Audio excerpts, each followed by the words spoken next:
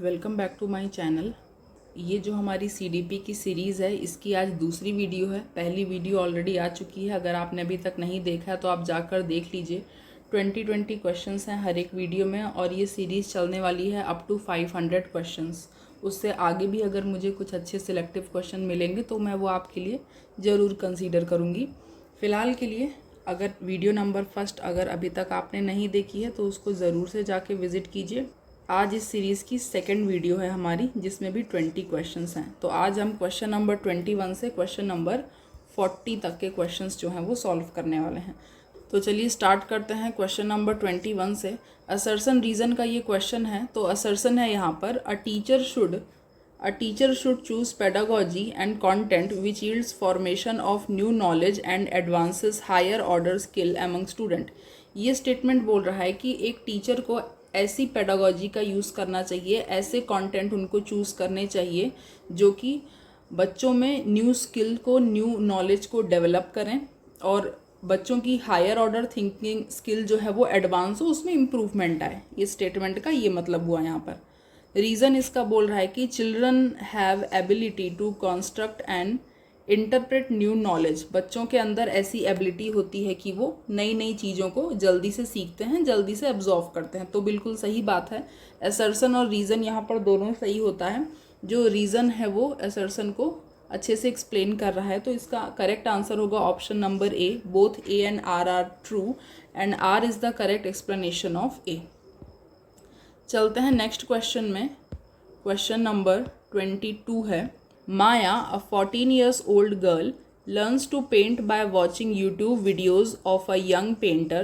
She believes that she is capable of painting and follows the procedures diligently. Maya's learning can be termed as।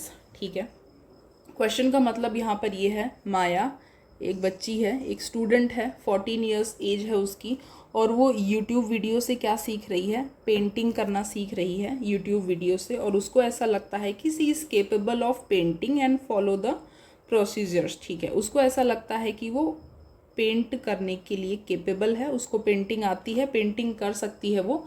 तो माया की जो learning है उसको हम क्या बोल सकते हैं यहाँ पर, कोलैबोरेटिव लर्निंग है, पैसिव है, ऑब्जर्वेशनल लर्निंग है या फिर मेटाकॉग्निशन लर्निंग है यहाँ पर। तो माया की जो लर्निंग है वो है ऑब्जर्वेशनल लर्निंग, क्योंकि माया यहाँ पर ऑब्जर्व कर रही है चीज़ों को, पहले ऑब्जर्व कर रही है उसके बाद उसको इम्प्लीमेंट कर रही है। तो ये हो जाएगा observational learning. Option number C is the correct answer. चलते हैं क्वेश्चन नंबर 23 में। क्वेश्चन नंबर 23 है आपका, learning happens more effectively if. Learning जो है वो ज़्यादा इफ़ेक्टिव कब हो सकती है। 4 ऑप्शन दिए हैं, 4 स्टेटमेंट हैं, उनको पढ़ के बताना है कि लर्निंग कैसे ज़्यादा इफ़ेक्टिव हो सकती है। ठीक है, तो लर्निंग कैसे इफ़ेक्टिव हो सकती है। ऑप्शन नंबर ए है, क्लासरूम इन्वायरमेंट इज़ फियरलेस। सही बात है, जब क्लासरूम का इन्वायरमेंट फियरलेस होगा तब लर्निंग क्या होगी, ज़्यादा इफ़ेक्टिव होगी। बच्चे ज़्यादा आसानी से, बहुत इजी वे में सीख पाएंगे अगर क्लासरूम का इन्वायरमेंट फियरलेस होगा। ठीक है, और ऑप्शंस में जाने की ज़रूरत ही नहीं है, हमको पहले ही अपना आंसर मिल चुका है। अगर आपको और ऑप्शंस का मतलब जानना है, समझना है, तो चलिए एक बार रीड कर लेते हैं। ऑप्शन नंबर बी है, teacher ignores individual differences related to learning among student. अच्छा, तो यहाँ पर ये बोल रहा है कि लर्निंग इफ़ेक्टिव कब हो सकती है, जब टीचर जो है हर एक बच्चे की इंडिविजुअल डिफरेंसेस को इग्नोर करेगा, तब लर्निंग अच्छी हो सकती है। तो ये स्टेटमेंट जो है वो गलत है। तीसरा है, content taught is very complex and abstract. अच्छा, टीचर जो बच्चों को जो कंटेंट दे रहा है, जो पढ़ा रहा है, उसका लेवल जो है वो बहुत टफ होगा, तब लर्निंग इफ़ेक्टिव होगी। नहीं, ये भी गलत है। फोर्थ ऑप्शन है, students opinions are not accounted in discussion of concept. अच्छा, टीचर यहाँ पर ऐसा कर रहा है कि बच्चों के जो ओपिनियंस हैं, एक लेसन को कंप्लीट करने के बाद उसकी जो लर्निंग है या फिर मोरल्स जो हैं, बच्चों के जो ओपिनियन हैं, उसको टीचर डिस्कशन में कंसीडर नहीं कर रहा है, बिल्कुल भी नहीं कर रहा है। तो ये ऑप्शन भी यहाँ पे रॉन्ग हो जाएगा। Option number A is the correct one. I hope आपको समझ में आया होगा। क्वेश्चन नंबर 24 में चलते हैं। Which of the following should be promoted among students. बच्चों में कौन सी चीज़ को प्रमोट करना चाहिए? वी एज अ टीचर हमें कौन सी चीज़ है जो बच्चों में हमें प्रमोट करनी चाहिए? रोट मेमोराइजेशन मीन्स होता है रट्टा मारना। क्या होता है भाई? रट्टा मारना, चीज़ों को रट लेना। तो क्या हम बच्चों को ये सिखाएंगे कि भाई बच्चों चीज़ों को रट लो? नहीं, गलत हो जाएगा ये। क्रिटिकल थिंकिंग, ये हो सकता है सही आंसर, यही लग रहा है, क्रिटिकल थिंकिंग। फिक्स्डनेस, फंक्शनल फिक्स्डनेस हो नहीं सकती है, ठीक है। कन्वर्जेंट थिंकिंग भी नहीं हो सकती है। हम बच्चों को क्या सिखाएंगे भाई? चीज़ें प्रमोट कैसे होंगी बच्चों के अंदर? क्रिटिकल थिंकिंग से। क्रिटिकल थिंकिंग का क्या मतलब है? Critical thinking means process of actively analysing evaluating information, ठीक है। तो critical thinking is the right answer. Functional fixedness का क्या मतलब होता है यहाँ पर? इट्स अ मेंटल ब्लॉक, ठीक है। फंक्शनल फिक्स्डनेस मतलब होता है ये एक तरह से मेंटल ब्लॉक, जो क्या करता है, आपको नई चीज़ों को सीखने में, नई प्रॉब्लम को सॉल्व करने के लिए प्रमोट नहीं करता है। ये एक मेंटल ब्लॉक की कंडीशन है, तो ये हो नहीं सकता। कन्वर्जेंट थिंकिंग यहाँ पर क्या है? Convergent thinking is a cognitive process. ये कॉग्निटिव प्रोसेस होता है जो किस चीज़ पे फोकस करता है? It focused on finding a single well established और logical solution to a problem by applying existing knowledge. पहले से जो एग्जिस्टिंग नॉलेज है हमारे अंदर, बच्चों के अंदर, उसको यूज़ करके वो नई नई प्रॉब्लम को सॉल्व कर सकते हैं। ये भी उतना अप्रोप्रिएट नहीं लग रहा है। तो विच of the following should be promoted among student? बच्चों के बीच में, बच्चों के साथ कौन सी चीज़ों को प्रमोट करना चाहिए? So we as a teacher हमें क्रिटिकल थिंकिंग को प्रमोट करना चाहिए। यहाँ पर option number B is the correct answer. चलते हैं क्वेश्चन नंबर 25 में। A problem solving procedure in which a prescribed step-by-step method should be followed in an analogy, heuristics, trial and error, algorithm, ठीक है। अब देखिए यहाँ पर जैसे ही आपने ये रीड किया ना कि अ प्रॉब्लम सॉल्विंग प्रोसीजर, एक प्रॉब्लम सॉल्विंग प्रोसीजर जो कैसा होना चाहिए? जो स्टेप बाय स्टेप मेथड होना चाहिए। अब आप मुझे बताओ स्टेप बाय स्टेप मेथड कहाँ पर यूज़ होता है? एल्गोरिदम में यूज़ होता है, ठीक है। एल्गोरिदम में क्या होता है? सपोज कोई प्रॉब्लम है, कोई एक क्वेश्चन है, उसको आपने 4 स्टेप में डिवाइड किया है, ठीक है ना। तो आपका स्टेप 1, स्टेप 2, 3 एंड 4 करके, तो 4 स्टेप में वो प्रॉब्लम है। तो पहले स्टेप में क्या होता है? सपोज आपने पहले उसको एक बार एनालाइज किया क्वेश्चन को, उसके बाद स्टेप 2 में क्या हुआ कि आप उसके सोल्यूशन की तरफ बढ़े कि इसको सॉल्व करने में हमें किस फॉर्मूला की या किस कॉन्सेप्ट की ज़रूरत होगी, ठीक है। यहाँ पर आपने फॉर्मूला नोट किया और सपोज एक मैथ्स का क्वेश्चन है, आपको कोई वैल्यू गिवन है, ए बी एंड सी की वैल्यूज़ गिवन है, तो आपने यहाँ पर वैल्यूज़ नोट डाउन की कि हमें क्या चीज़ गिवन है। थर्ड नंबर में आपने फॉर्मूला लगाते हुए उसको क्या किया? सॉल्व किया है। और फोर्थ स्टेप में आपका आंसर आ चुका है, ठीक है। तो एल्गोरिदम होता है स्टेप बाय स्टेप मेथड, उसको क्या बोलते हैं? हम एल्गोरिदम बोलते हैं, ठीक है। Option number D correct answer है। क्वेश्चन नंबर 26 ये बोल रहा है कि which of the following statements are true regarding assessment for learning, ठीक है। लर्निंग असेसमेंट के लिए ये 4 स्टेटमेंट में से कौन सा स्टेटमेंट जो है वो सही है, या कौन से स्टेटमेंट जो हैं वो सही हैं? पहला बोल रहा है आपको all errors must be marked with red circle in a notebook.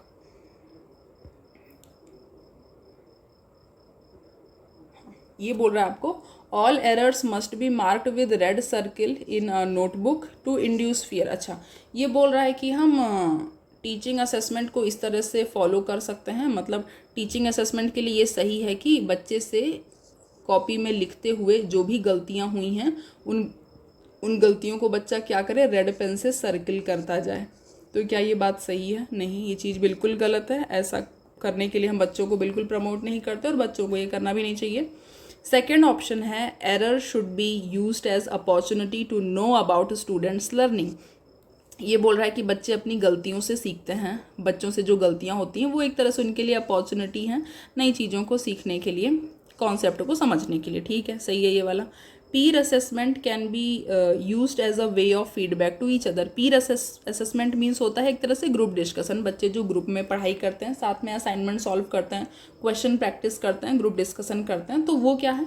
उससे एक फीडबैक मिलता है टू ईच अदर। बच्चे एक दूसरे को उससे फीडबैक देते हैं, सही बात है ये। साथ में मिलके सॉल्व करेंगे तो एक दूसरे को फीडबैक देंगे, उससे क्या होगा, उनकी नॉलेज में इम्प्रूवमेंट होगा, है ना, सीखेंगे उससे, ये चीज़ सही है। 4th नंबर है patterns in student error must be taken care by the teacher.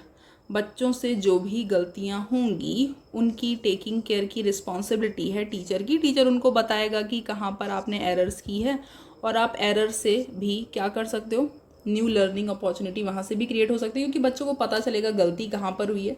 और एक बार गलती करने के बाद उसको जब टीचर एक्सप्लेन कर देगा, समझा देगा, तो उसको इम्प्रूव कर पाएंगे बच्चे, तो ये भी सही है। तो ऑप्शन नंबर 1 नंबर यहाँ गलत हो जाता है, 2, 3 और 4 यहाँ पर सही लग रहा है। तो ऑप्शंस में देखते हैं क्या है, ये देखिए 2, 3 एंड 4 ऑप्शन में आपको गिवन है, तो option number D is your correct answer. Now come to question number 27। Assertion reason का ये क्वेश्चन है। यहाँ पर ये बोल रहा है कि school should consider and cater to a emotional side of learning. ठीक है, ये बात सही है ना, ये आपका असर्शन है कि स्कूल को क्या कंसीडर किया जा रहा है, एक तरह से इमोशनल साइड ऑफ लर्निंग। ठीक है, इस असर्शन का रीज़न ये बता रहा है कि emotions are inseparable from cognition. Emotions are inseparable from cognition. Cognition का मतलब यहाँ पर होता है एक तरह से परसेप्शन या फीलिंग, आत्मानुभूति जिसको बोलते हैं ना, फीलिंग और क्या चीज़, परसेप्शन। ठीक है ना, तो emotions are inseparable from cognition. Emotion जो है वो आपके परसेप्शन से क्या होता है, इनसेपरेबल बता रहा है यहाँ पे। तो ऑप्शन नंबर ए यहाँ पर करेक्ट हो जाता है। जो रीज़न है वो यहाँ पे बिल्कुल सही बैठ रहा है, इसका करेक्ट एक्सप्लेनेशन है ये। तो option number A, both A and R true and R is the correct explanation of A, ये वाला सही हो जाएगा। चलते हैं क्वेश्चन नंबर 28 में। क्वेश्चन नंबर 28 है, which of the following factor leads to intrinsic motivation to learn. सबसे पहले आपको ये पता होना चाहिए कि इंट्रिंसिक का मतलब क्या होता है। ठीक है ना, बच्चों को जो अंदर से जो मतलब एक इंस्टिंक्ट आती है ना अंदर से, सेल्फ मोटिवेशन है, आपको अंदर से मोटिवेशन आ रही है अपने आप से। ठीक है भाई, स्पेलिंग मिस्टेक हो जा रही है, अच्छा कोई बात नहीं, दोबारा से लिख लेंगे। चलो इरेज करो इसको, गंदा दिख रहा है। ठीक है, सेल्फ मोटिवेशन। तो इसमें से कौन से ऐसे फैक्टर हैं जो लीड करते हैं इंट्रिंसिक मोटिवेशन को? ऑप्शंस हैं आपके, rewards, punishment, interest and praise. अच्छा, तो देखिए रिवॉर्ड मीन्स क्या होता है कि आप बच्चे को बोल रहे हो कि भाई अगर तुम ये असाइनमेंट सॉल्व कर दोगे तो तुमको मैं क्या दूंगा, रिवॉर्ड दूंगा, चॉकलेट दे रहे हो आप बच्चों को, ऐसी वाली, है ना। ठीक है, ऑप्शन नंबर बी क्या है, आप बच्चों को बोल रहे हो अगर असाइनमेंट तुम कंप्लीट करके नहीं आए तो तुमको पनिशमेंट मिलेगी, तुमको छड़ी से मार देंगे तुम्हारे हाथ में, है ना, ऐसा बोल रहे हो आप उनको, ये है। तो रिवॉर्ड हो गया, पनिशमेंट हो गया, फिर क्या है, इंटरेस्ट है, और उसके बाद है प्रेज। प्रेज मीन्स होता है क्या, एक तरह से तारीफ करना, बढ़ावा देना, है ना। तो देखो क्वेश्चन में क्या बोल रहा है आपको, इंट्रिंसिक मोटिवेशन को कौन लीड करता है। तो यहाँ पे इंटरेस्ट जो है ना, इंटरेस्ट वो इंट्रिंसिक मोटिवेशन को लीड करता है। कैसे करता है, इंटरेस्ट मीन्स क्या, इंटरेस्ट आपको अपने अंदर से ही तो आएगा ना। आपका कोई काम करने का मन है और आपको किसी काम में इंटरेस्ट ही नहीं आ रहा, तो क्या आप वो काम को करोगे, नहीं करोगे। तो इंट्रिंसिक मोटिवेशन क्या है, सेल्फ मोटिवेशन। आपको इंटरेस्ट है वो काम में तो आप वो काम को करोगे। ए नहीं होगा, बी नहीं होगा, डी नहीं होगा, option number C is your correct answer. Okay, तो चलते हैं क्वेश्चन नंबर 29 में। उसको सॉल्व करने से पहले आपको मैं एक चीज़ बता देती हूँ कि अगर अभी तक आपने इस चैनल को सब्सक्राइब नहीं किया है तो आप सब्सक्राइब करना कंसीडर कर सकते हो। और आप चैनल को सब्सक्राइब तभी करना जब आपको इस वीडियो लेक्चर में मज़ा आ रहा हो, प्रैक्टिस सेल्फ सॉल्व करने में आपको मज़ा आ रहा हो। ठीक है, और आपको लग रहा है कि आपको यहाँ से बहुत अच्छी इन्फॉर्मेशन मिल रही है और क्वेश्चन और उसके ऑप्शंस के थ्रू आपके कॉन्सेप्ट क्लियर हो रहे हैं। ठीक है, और आपकी समझ जो है वो विकसित हो रही है, तभी आप इस चैनल को सब्सक्राइब करना कंसीडर कर सकते हो। ओके, और अगर आपका कोई डाउट है तो कमेंट सेक्शन आपके लिए 24/7 ओपन है। ठीक है ना, आप उसमें अपने डाउट्स लिखिए, मुझे बताइए आपको क्या डाउट हो रहा है, या फिर आपको कौन से वीडियो लेक्चर्स चाहिए आगे अपकमिंग, वो भी मुझे बताइए। ठीक है ना। ओके, तो क्वेश्चन नंबर 29 में चलते हैं। Which of the following is an environmental factor and not a personal factor influence learning. अच्छा, ऐसा कौन सा इन्वायरमेंटल फैक्टर है जो लर्निंग को इन्फ्लुएंस करता है, लर्निंग को प्रमोट करता है। पर्सनल फैक्टर की बात यहाँ पर नहीं हो रही है, नॉट अ पर्सनल फैक्टर। कौन से फैक्टर की बात हो रही है? ऐसा कौन सा इन्वायरमेंटल फैक्टर है जो लर्निंग को इन्फ्लुएंस करता है, ठीक है, ये है आपका क्वेश्चन। और एक चीज़ आपको ध्यान रखनी है कि जब आप एग्जामिनेशन हॉल में बैठे होंगे तो ये जो छोटा सा नॉट जो छुपा रहता है ना क्वेश्चन में, इसको आपको ज़रूर से पॉइंट आउट करना है, ठीक है। बच्चे क्या करते हैं, हड़बड़ी में पूरा क्वेश्चन पढ़ गए और ये नॉट उनको दिखता ही नहीं है, ठीक है, नॉट उनको दिखना बंद हो जाता है, तो वो क्या करते हैं, which of the following is an environmental factor, personal factor influence learning, और हड़बड़ी में हो जाती है गड़बड़ी, ठीक है। तो हड़बड़ी में गड़बड़ी नहीं करनी है भाई लोग, इसको हम इरेज करेंगे, थोड़ा साफ सुथरा करेंगे आपके लिए, ठीक है। तो यहाँ पर आप ये जानिए कि कौन सा इन्वायरमेंटल फैक्टर है जो लर्निंग को इन्फ्लुएंस करता है। ऑप्शंस देखिए, level of understanding, emotional quotient, teaching learning material, intrinsic motivation to learn. तो इसका करेक्ट आंसर हो जाएगा टीचिंग लर्निंग मटेरियल, ठीक है। इन्वायरमेंटल फैक्टर की बात हो रही है यहाँ पे, इन्वायरमेंटल फैक्टर की, तो ये इन्वायरमेंटल फैक्टर में आ जाएगा आपका टीचिंग लर्निंग मटेरियल्स, ठीक है। अगर यहाँ पे पर्सनल फैक्टर पूछता आपसे तो आपका लेवल, सॉरी यहाँ पर स्पेलिंग मिस्टेक हो गई है, ये लेवल होगा। अगर पर्सनल फैक्टर की बात होती तो आपका लेवल ऑफ अंडरस्टैंडिंग सही हो जाता और आपका इंट्रिंसिक मोटिवेशन टू लर्न ये भी सही हो जाता। जैसा कि मैंने आपको पिछले क्वेश्चन में बताया था कि ये पर्सनल फैक्टर में आता है, इंट्रिंसिक मोटिवेशन टू लर्न। हाँ, मतलब हमको अंदर से क्या होती है, डिज़ायर होती है, इंटरेस्ट होता है हमको अंदर से, जो कि आपका नहीं दिया है ना। इमोशनल फैक्टर की तो कहीं कोई बात ही नहीं है भाई, इमोशनल काहे का। तो थोड़ा सा साफ सुथरा कर देती हूँ आपके लिए। करेक्ट आंसर हो जाएगा यहाँ पर, ये स्पेलिंग को ठीक कर लेते हैं, करेक्ट आंसर हो जाएगा आपके लिए टीचिंग लर्निंग मटेरियल, ये है एनवायरनमेंट फैक्टर में आता है, ठीक है, जो लर्निंग को इन्फ्लुएंस करेगा आपके लिए। क्वेश्चन नंबर 30 में चलते हैं। Which of the following is likely to become a barrier for learning.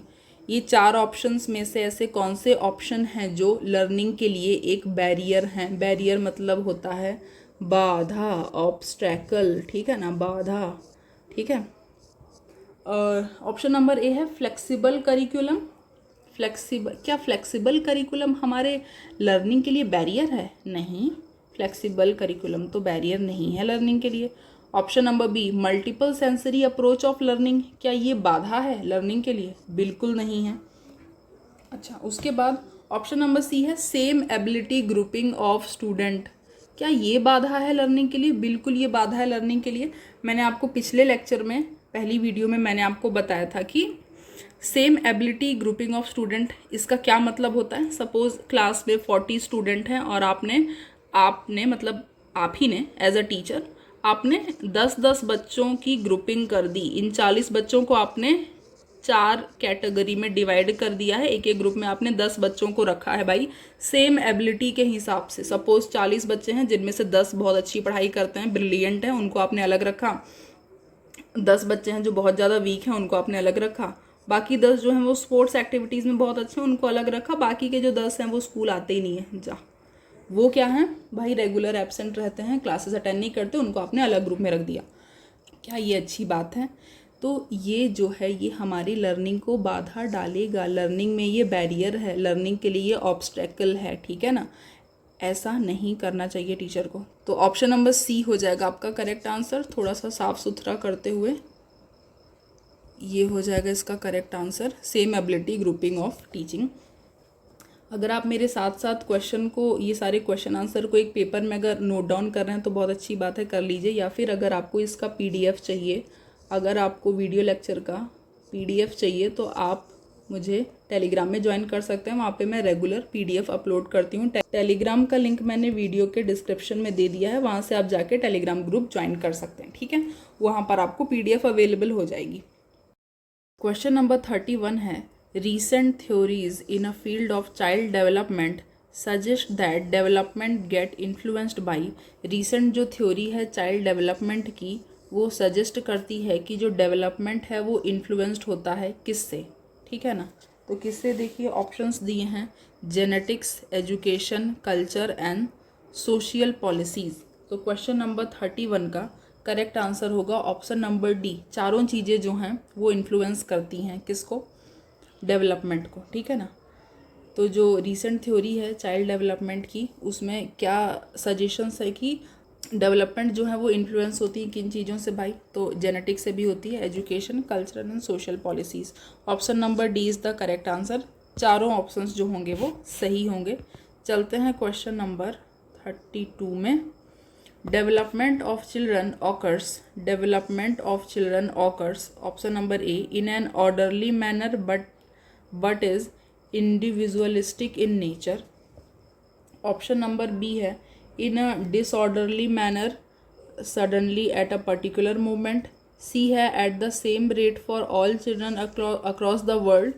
4 है as a result of schooling only. Question number 32 का ऑप्शन होगा option number A, development of children. बच्चों में जो डेवलपमेंट होता है वो कैसा होता है, इन एन ऑर्डरली मैनर, एक ऑर्डरली मैनर में उनके अंदर डेवलपमेंट होता है, but is individualistic in nature, मतलब कि हर एक इंडिविजुअल बच्चा जो है वो डिफरेंट है ना, हर एक बच्चा जो है डिफरेंट है, सारे बच्चे एक जैसे नहीं होते हैं, उनकी मेंटल स्टेज, इमोशनल स्टेज एक जैसी नहीं होती है, तो डेवलपमेंट जो है वो हर एक बच्चे में अलग अलग है, ठीक है ना। तो ऑप्शन नंबर ए हो जाएगा करेक्ट आंसर। अदर ऑप्शंस को देख लेते हैं, क्या बोल रहा है यहाँ पे, in an disorderly manner suddenly at a particular moment. अच्छा, डिसऑर्डरली मैनर में तो भाई होगी नहीं, और एक पर्टिकुलर मोमेंट में सडनली हो जाएगा, ऐसा कुछ सडन वडन नहीं होता है, ठीक है ना। ऑप्शन नंबर सी है, at the same rate for all children across the world, दुनिया में जितने बच्चे हैं सब में एक साथ बराबर इक्वली डेवलपमेंट हो जाएगी, ऐसा नहीं होता है, सारे बच्चों का मेंटल स्टेज, इमोशनल स्टेज सबका अलग अलग रहता है। ऑप्शन नंबर 4 है, as a result of schooling only, school के आधार पर बच्चों की डेवलपमेंट होगी, ऐसा नहीं है, तो option number A is the correct answer. Question number 33 देखते हैं क्या है। Dash is a primary agent और agency of socialisation and dash is a secondary agent of socialisation among young children. Young बच्चों में बोल रहा है, प्राइमरी स्टेज या प्राइमरी एजेंट क्या है और सेकेंडरी एजेंट क्या है। क्वेश्चन नंबर 33 का आंसर होगा ऑप्शन नंबर ए। फैमिली जो है वो उनका प्राइमरी एजेंट है या प्राइमरी एजेंसी बोला जाएगा, किसमें, सोशलाइजेशन में। प्राइमरी एजेंट का काम करता है फैमिली, और सेकेंडरी एजेंट का काम यहाँ पर कर रहा है library.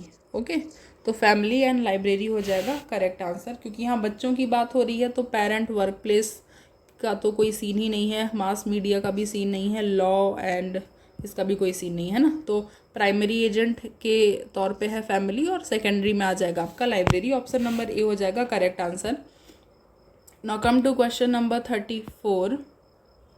As per Jean Piaget's theory of cognitive development, at which stage do most children clearly understand past, present and future? ठीक है, जीन पियाजेट ने कौन सी थ्योरी दी है, कॉग्निटिव डेवलपमेंट, ठीक है, कॉग्निटिव डेवलपमेंट थ्योरी दी है जीन पियाजेट में ने, जिसमें कि 4 स्टेजेस हैं। इनकी जो डेवलपमेंट थ्योरी है उसमें 4 स्टेजेस हैं।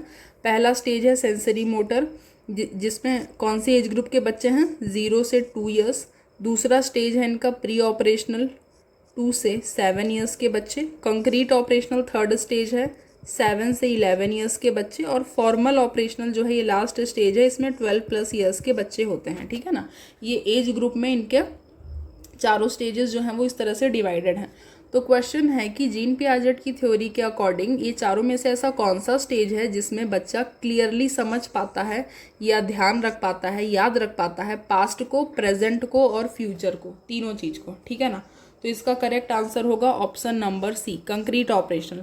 7 से 11 ईयर्स के जो बच्चे हैं वो समझ पाते हैं, उनको अपना पास्ट भी याद रहता है और प्रेजेंट में क्या काम कर रहे हैं उस चीज़ की भी समझ रहती है, और वो फ्यूचर के बारे में भी प्लानिंग कर पाते हैं कि कल हम ये काम करेंगे, परसों हमको ये पढ़ाई करनी है, ऐसे ऐसे करके वो उस चीज़ को भी समझ पाते हैं, ठीक है ना।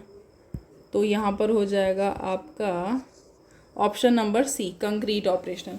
और सेंसरी मोटर और प्री ऑपरेशनल में बच्चे का माइंड उतना डेवलप नहीं रहता है कि उसको पास्ट की चीज़ें याद रहें और फ्यूचर की प्लानिंग वो कर पाए, ठीक है ना। तो यही दोनों स्टेजेस हैं, इसमें तो रहेगा ही रहेगा ऑब्वियसली, जब इसमें रहेगा तो वो चीज़ इसमें भी रहेगी। तो स्टार्टिंग होती है ये वाली स्टेज से, कंक्रीट ऑपरेशनल स्टेज से। थोड़ी सी साफ़ सफाई कर देती हूँ, आपके लिए इम्पॉर्टेंट है। अगर आप ये वीडियो के साथ अपने नोट्स भी प्रिपेयर करते जा रहे हैं तो जो जो चीज़ें मैं बता रही हूँ ना उनको आप एक पेपर में नोट डाउन करते रहिए, है ना, स्टेजेस और एज ग्रुप सब कुछ, तो वो इम्पॉर्टेंट हो जाएगा आपके लिए एग्ज़ाम पॉइंट ऑफ व्यू से, शॉर्ट नोट में आपको हेल्प होगी, ठीक है ना। चलते हैं क्वेश्चन नंबर 35 में। क्वेश्चन नंबर 35 है, इन जीन पियाजेट्स, कहाँ चला गया, in Jean Piaget's theory the basic building blocks of thinking are referred to as. Jean Piaget की जो थ्योरी है उसमें basic building blocks thinking are referred to as schemas. Option number B होगा, schemas is the right answer. ये question जो है इसमें आप इम्पॉर्टेंट टिक कर लीजिए, प्रीवियस बहुत सारे एग्जाम में ये क्वेश्चन बार बार रिपीट हो चुका है, ठीक है ना। तो ये स्कीमाज है, इसको पूरा मन में बैठा लीजिए, याद कर लीजिए। क्वेश्चन नंबर 36 है, अकॉर्डिंग टू लेव वाइगॉट्स की theory shapes development. Correct answer होगा कल्चर एंड कॉग्निटिव, ठीक है ना, कल्चर एंड कॉग्निटिव। लेव वाइगॉट्स्की ने कौन सी थ्योरी दी थी, इनका है सोशियो कल्चर थ्योरी। जैसे आपने जीन पियाजेट का देखा वैसे ही लेव वाइगॉट्स्की जी का देख लीजिए, तो इनकी है सोशियो कल्चरल थ्योरी। पेपर में नोट डाउन करते रहिए। सोशियो कल्चरल थ्योरी किसने दी थी, लेव वाइगॉट्स्की ने दी थी। इसका मतलब क्या होता है, इसमें है कि सोशल इंटरेक्शन है, कल्चर है एंड लैंग्वेज है जो कि प्राइमरी फैक्टर हैं, ठीक है ना, दैट शेप कॉग्निटिव डेवलपमेंट, ठीक है ना। तो culture and cognitive, option number B is the correct answer. Question number 37 है, Lev Vygotsky emphasized upon the role of in the process of cognitive development। Option A है language, B है cognitive conflict, सी है reflexes and D है schemas. तो question number 37 का answer होगा language. लेव Vygotsky emphasized upon the role of in the process of cognitive development, तो ये होगा लैंग्वेज, ठीक है ना। क्वेश्चन नंबर 38 है, both Lawrence Kohlberg and dash whom have given theories of moral development। एक तो लॉरेंस कोलबर्ग ने थ्योरी दी थी किस पे, मोरल डेवलपमेंट पे, और एक लॉरेंस कोलबर्ग के साथ और एक कौन थे जिसने मोरल डेवलपमेंट की थ्योरी दी थी, लेव वाइगॉट्स्की थे या जेरोम थे, जीन पियाजेट थे या फिर बीएफ स्किनर थे। तो ये बहुत इजी क्वेश्चन की कैटेगरी में आता है। क्वेश्चन नंबर 38 का करेक्ट आंसर होगा option number C, Jean Piaget.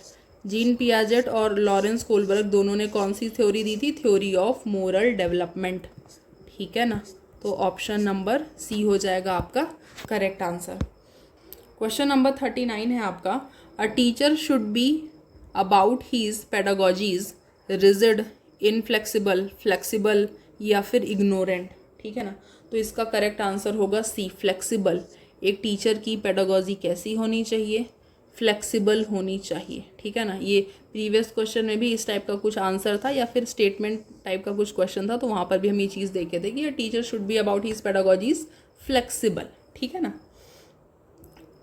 Come to the last question of this video, question number 40, intelligence quotient जिसको IQ बोलते हैं। IQ test are often criticised for their ability to measure a broad range of skills, having an implicit western culture bias, considering social influence on intelligence, या फिर overestimating the influence of emotions of cognition। तो इसका correct answer हो जाएगा option number B. Option number B जो है वो इसका करेक्ट आंसर हो जाएगा। Intelligence quotient IQ test are often criticised for having an implicit western culture bias, ठीक है ना। इस क्वेश्चन के साथ एक इम्पॉर्टेंट चीज़ ये है कि एक IQ का फॉर्मूला होता है भाई, IQ टेस्ट का फॉर्मूला होता है MA/CA × 100। इससे IQ जो है, IQ टेस्ट का ये फॉर्मूला है, इससे IQ निकाली जाती है बच्चों की। आप ये फॉर्मूले को नोट डाउन कर लीजिए। यहाँ पर MA का मतलब होता है मेंटल स्टेज और CA का मतलब होता है क्रोनोलॉजिकल एज, ठीक है। तो IQ = MA/CA × 100 बहुत इंपॉर्टेंट फार्मूला है। कुछ एग्ज़ाम हैं जिनमें ये फॉर्मूला डायरेक्ट आ चुका है कि IQ = यहाँ पे एक बॉक्स दे देगा, ये और ये देगा, या फिर IQ = आपको इस तरह भी दे देगा, MA/ एक बॉक्स दे देगा यहाँ पे और × 100 करके दे देगा, ठीक है। या फिर डायरेक्ट IQ का फॉर्मूला ही पूछ लेगा, या फिर MA और CA की फुल फॉर्म पूछी जाएगी। इससे रिलेटेड, इंटेलिजेंस क्वोशंट से रिलेटेड एक क्वेश्चन तो बनता ही बनता है। तो इम्पॉर्टेंट फार्मूला है, आप इसको नोट डाउन कर लीजिए पेपर में। और एक चीज़ है, साथ के साथ आप नोट डाउन कर रहे हैं तो बहुत अच्छी बात है। अगर आप नहीं कर रहे हैं, आपको PDF चाहिए तो टेलीग्राम ग्रुप आप ज्वाइन कर सकते हैं। लिंक मैंने दे दिया है नीचे डिस्क्रिप्शन में, ठीक है ना। तो डिस्क्रिप्शन में आपको टेलीग्राम का लिंक मिल जाएगा, ग्रुप ज्वाइन करके वहाँ से आपको PDF मिल जाएगी। और अगर आपने अभी तक चैनल को सब्सक्राइब नहीं किया है, do consider subscribe this channel, because यहाँ पर आपको बहुत इन्फॉर्मेशन अच्छी वाली मिलने वाली है regarding your CTET, OTET, OSTET, UPTET, super TET, all the TETs exam of all the states, ठीक है ना। तो आई होप आपको क्लियरिटी आ गई होगी और आपको ये 20 क्वेश्चंस जो हैं वो अच्छे से समझ में आ गए होंगे। तो मिलते हैं नेक्स्ट वीडियो में, तब तक के लिए bye bye and take care.